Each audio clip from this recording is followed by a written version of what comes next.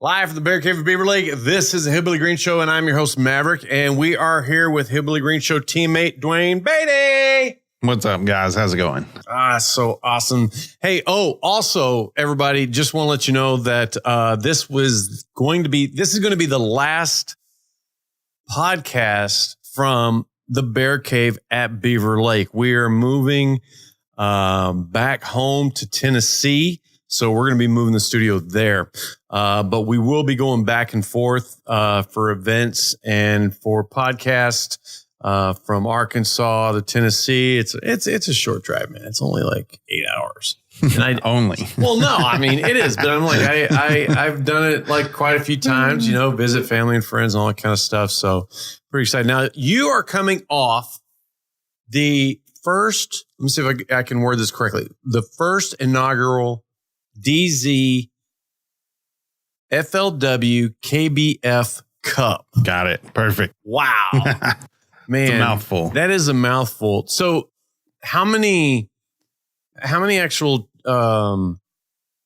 tournaments were there to build up to the final cup, the DeeZee Cup? There was one qualifier, and then I qualified through the national championship being in the top 10. So I think there were several different ways to get in. Right. But but there was only actually one FLW qualifying open event. Oh, I thought there was, when I was looking on the page, I thought there were a number of KBF FLW opportunities. No. There was just one. Yeah, there was just one. Either you're ninth in the nation like you are, or you fish that tournament. Where was that tournament? Was that on Kentucky? Nickajack. Oh, it was in Tennessee. It was in Nickajack. Yeah, it was Nickajack is where the qualifier, the open was. Oh, okay. And then I think there was several, like if you won a trail or something, I think they invited you. So, well, so for the DeeZee, did you get to do any pre-fishing? Yeah, I was down there for 3 days pre-fishing before the actual event. So tell me about the lake at Ouachita. It was on Lake Ouachita in Hot Springs, Arkansas, right? Right. Yeah. We were on Lake Ouachita and the FLW Bass Boat Pros were on Lake Hamilton simultaneously at the same time. Yeah. So I'd never been to Ouachita ever. It was my first time down there. It's a really nice lake. It's beautiful. Mm-hmm. Seems like there's a lot of fish in it, but it was just terrible, tough conditions while we were there. Was it, you mean the weather, the pressure? Or? The weather, the heat. Oh, I mean, it would be raining. Should be cooled off, right? No. You'd just be sweating while you were wet. Yeah. Oh, it was terrible. But the fishing wasn't that bad. I mean, some people struggle, and I don't know, they're there.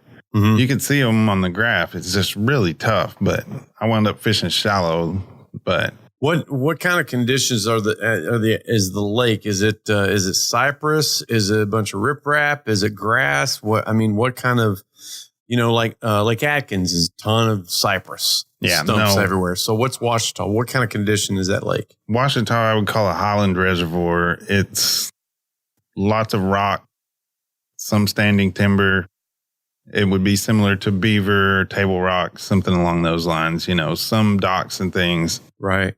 But lots of rock. Right. So what did you end up with on your first day? It was a 2-day event, right? Yeah. What was your first day? How did that day go for you?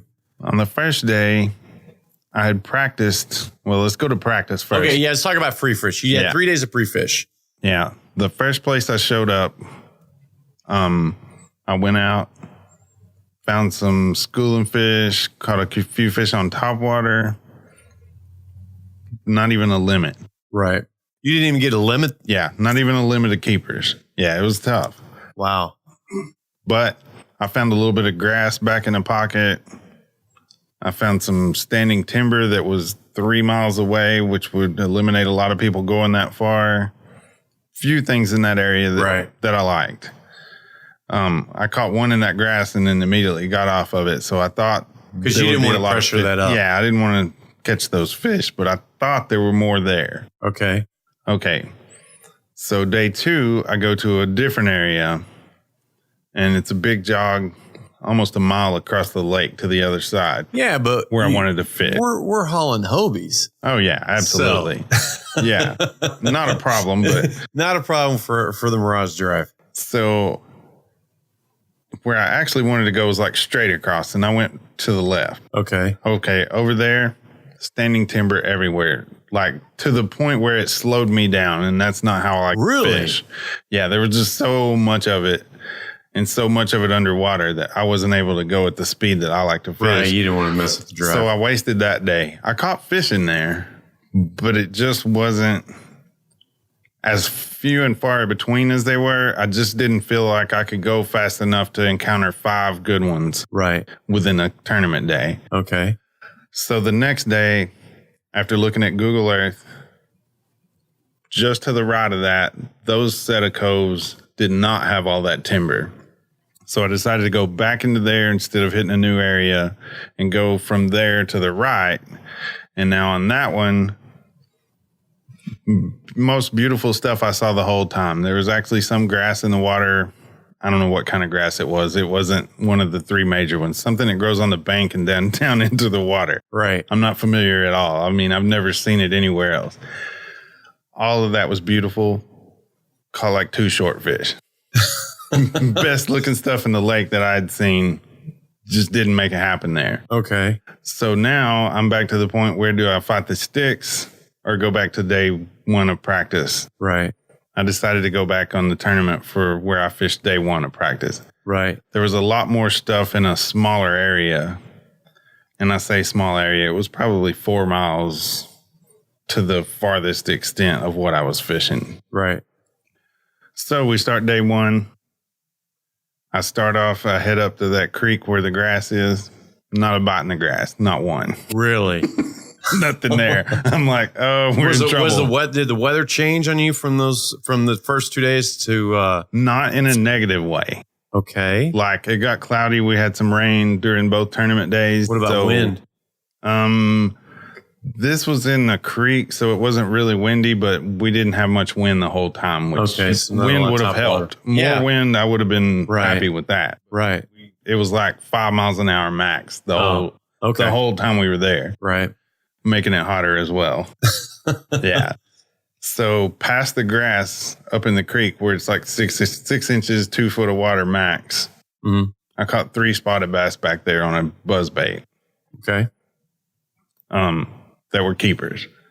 So at least that was something. That was making me feel a lot better since I showed up and my grass was empty. What were the hours of the tournaments? Was it 6 to 2 or 6 to 3 or? 6 to 2 and 6 to 1. Okay. Day 1 and day 2. Okay. So I caught 3 pretty early there. So that made me feel better. 12 to 13 inches. Come back out like at the mouth of that creek they'd been schooling. Okay. So I found some schoolers. I caught one there, chased them around a little more, caught some that didn't help, that were short. So I've got 4 now. So I have to decide whether I want to chase these schoolers or just go run the bank and look for bigger fish. Right. Well, I figured just getting a limit's not going to do anything anyway. Surely if I go run 3 to 6 miles of shoreline, and the rest of the time I can catch that last fish, hopefully cull some. Right. Well, like 2.5 hours later, I finally get another bite that culls. And not too long after that, maybe a half mile down the bank, I got another bite that culled. So I had 2 culls there. Right. Actually, one was my 5th fish and then 1 cull. Right. Then I decided to go back to fish a different creek arm within this big creek. And get back there, and on the way, there's just a random log out in the middle of the middle of the lake. Yeah, or actually not the lake, but the creek arm. But it's 100, more than 100 yards to the bank in any direction. Okay. I throw the skirmish baits pin dragon, which is a whopper plopper style bait. I throw it across that, like a 15.5 inch or 16. I can't remember which one it was, but my best fish of the day at that point came up and just choked that thing. So that was pretty awesome.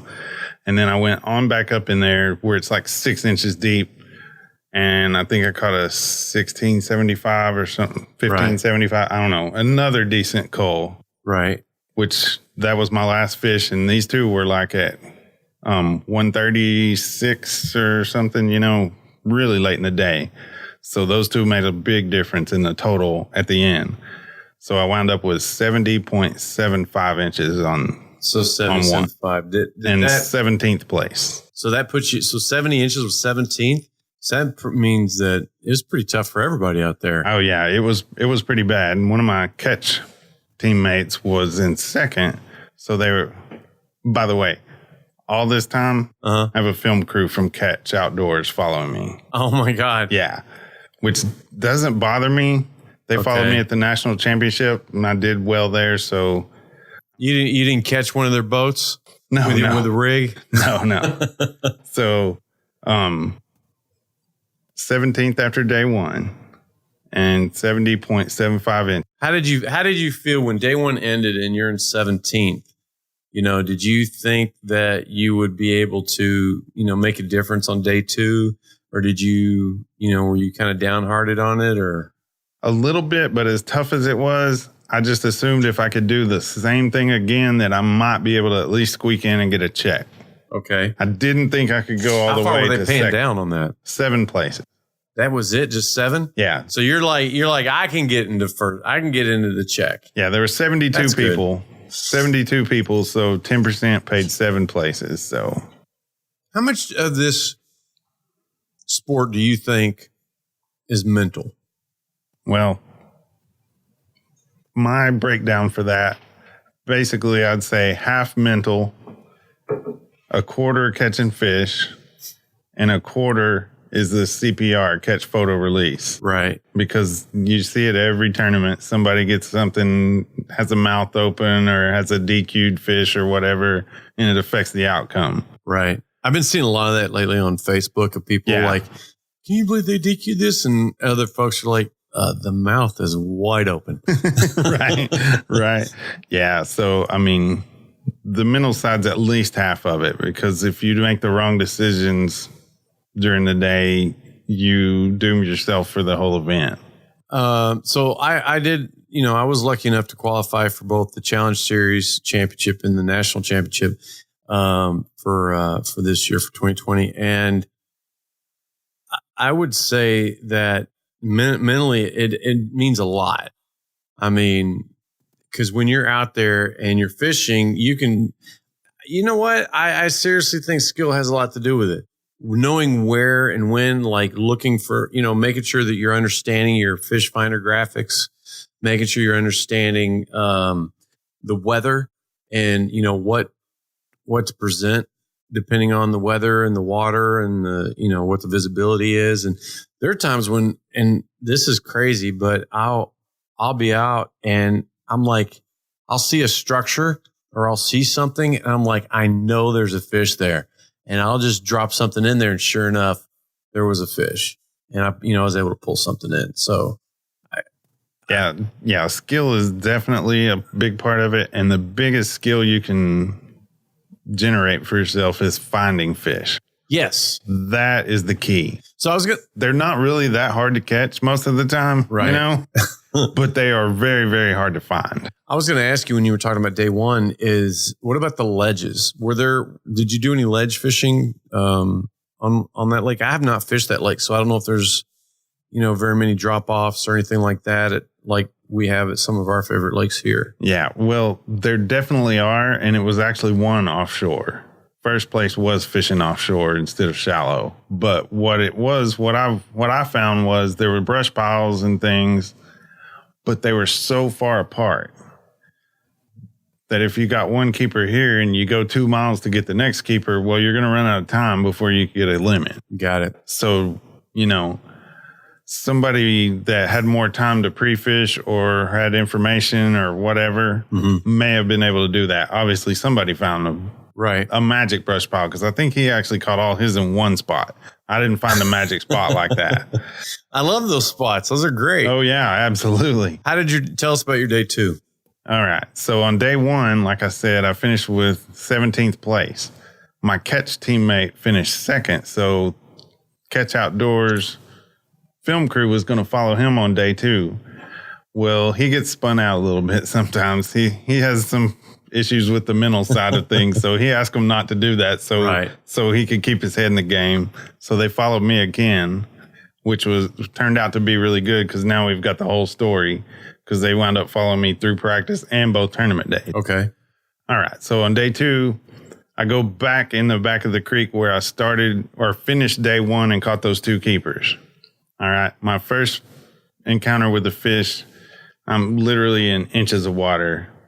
I throw the pin dragon up there, the tail's plopping along, get 2 bites in this one little bush. Like he hits it again, misses it both times.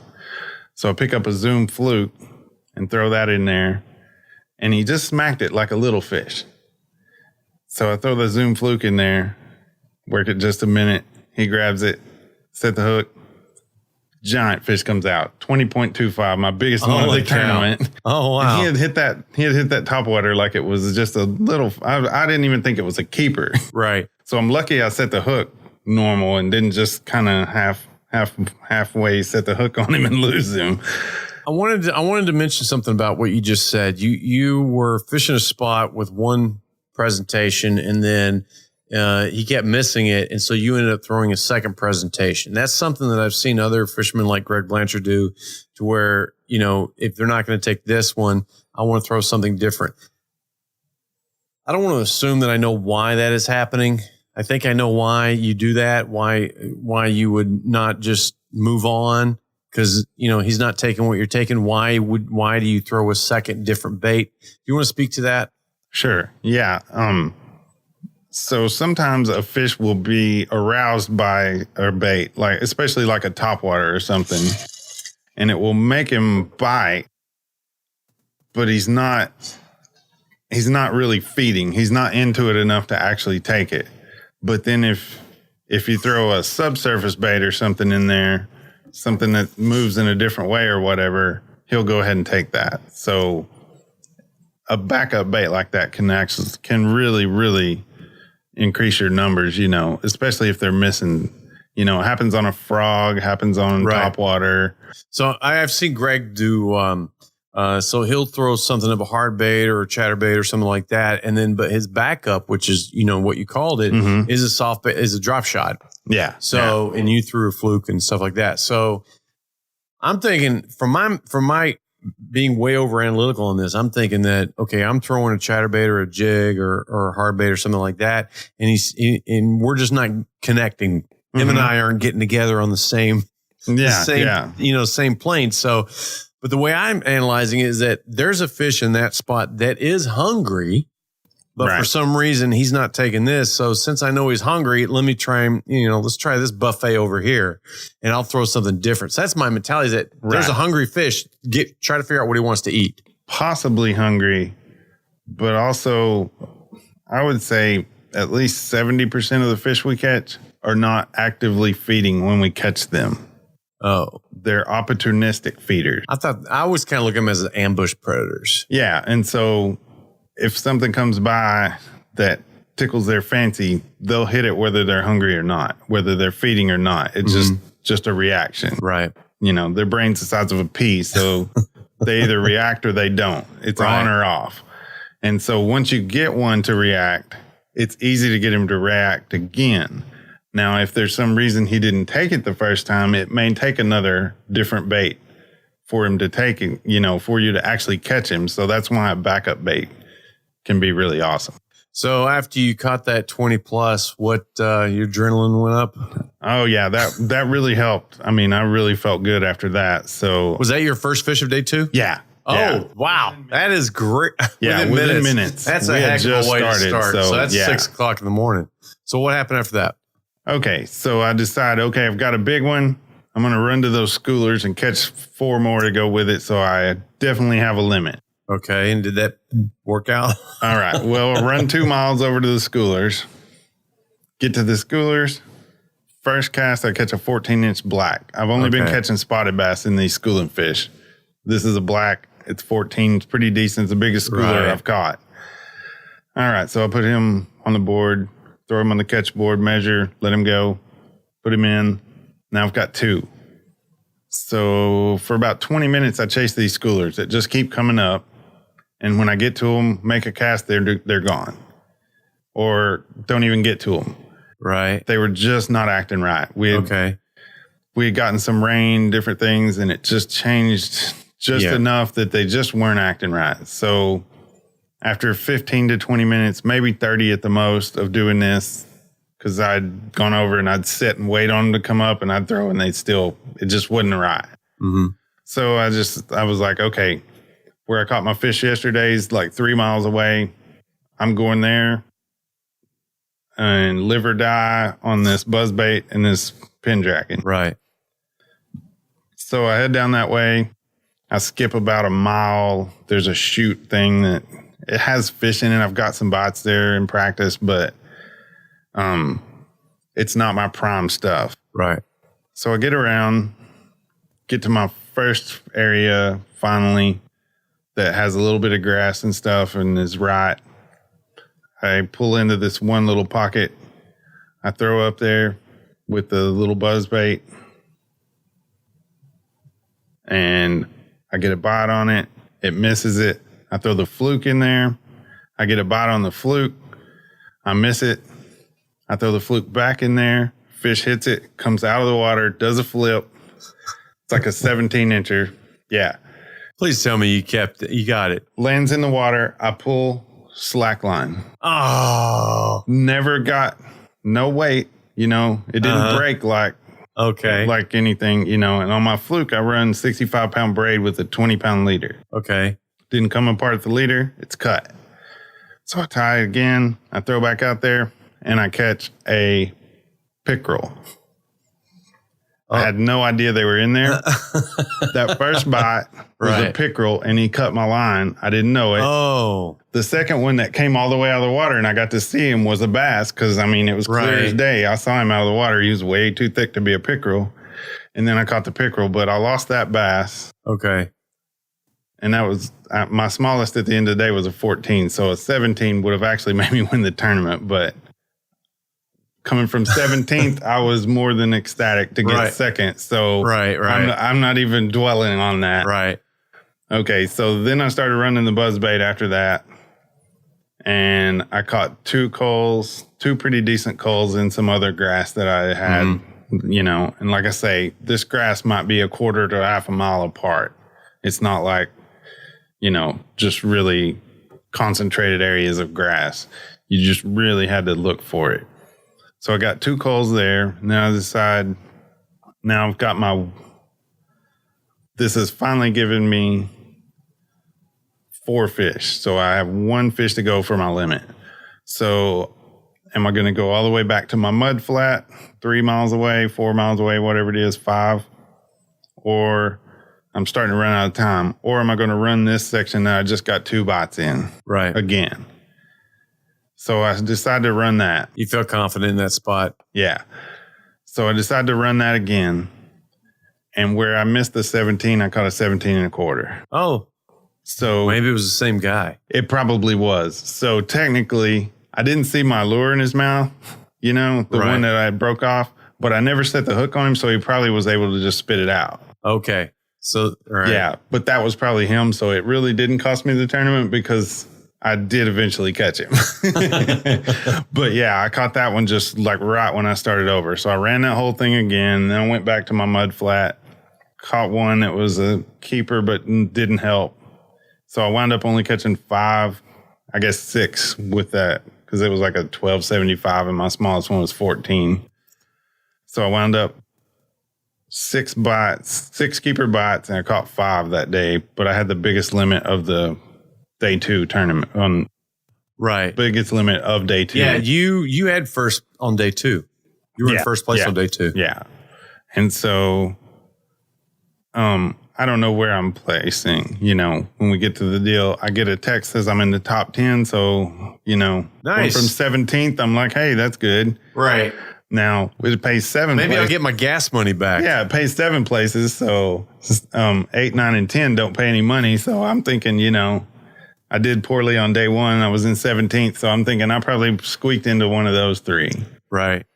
And Were you surprised? Oh, very. They kept calling, they called them in. They didn't tell us where we were. Right. And they just started at 10 calling on stage to go on FLW Live and across the big stage, which was awesome because normally we have only other kayak anglers in our audience, basically, some wives and things. But for the most part, we don't have, just an audience of random people that come to watch our events. So just that alone was really awesome. And I mean, the FLW Cup is one of the biggest tournaments there is anyway. So quite the audience there.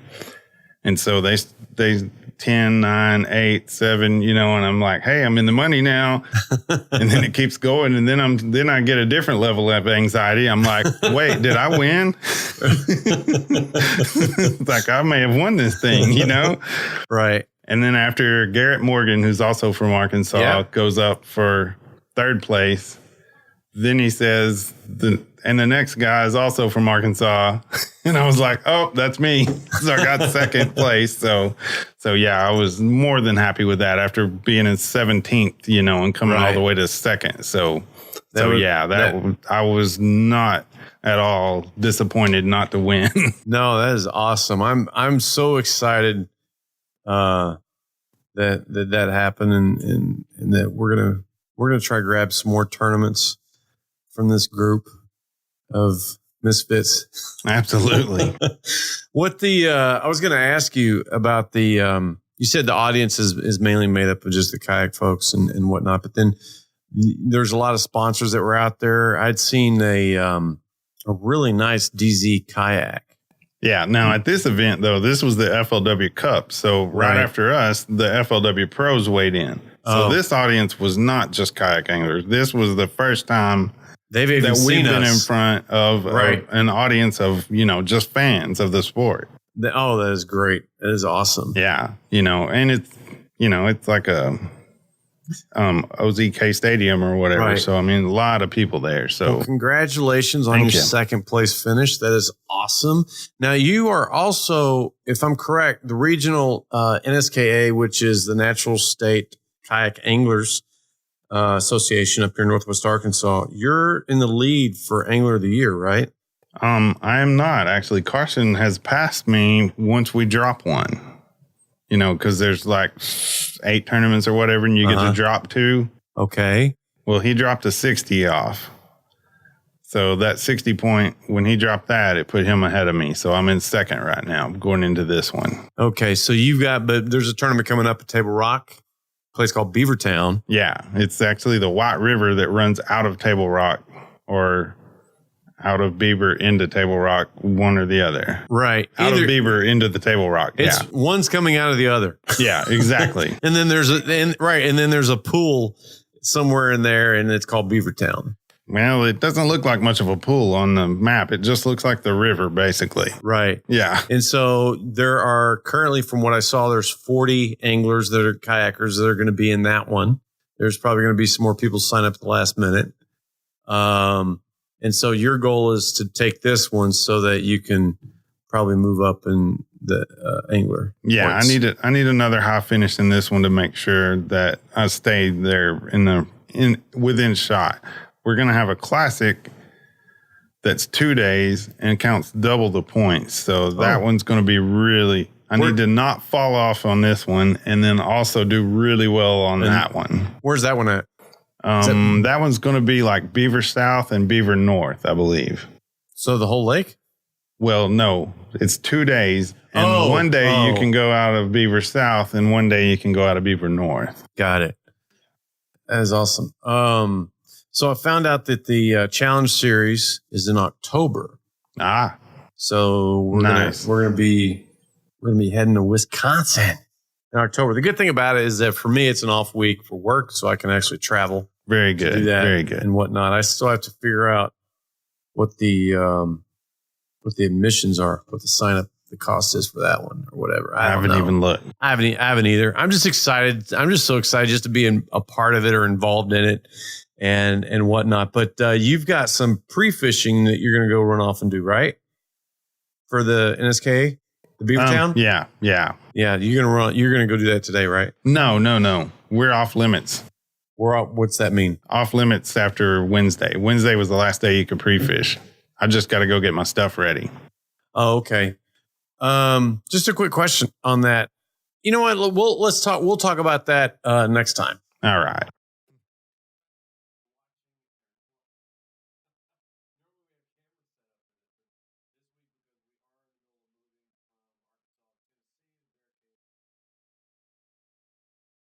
Thank you, everyone, for listening.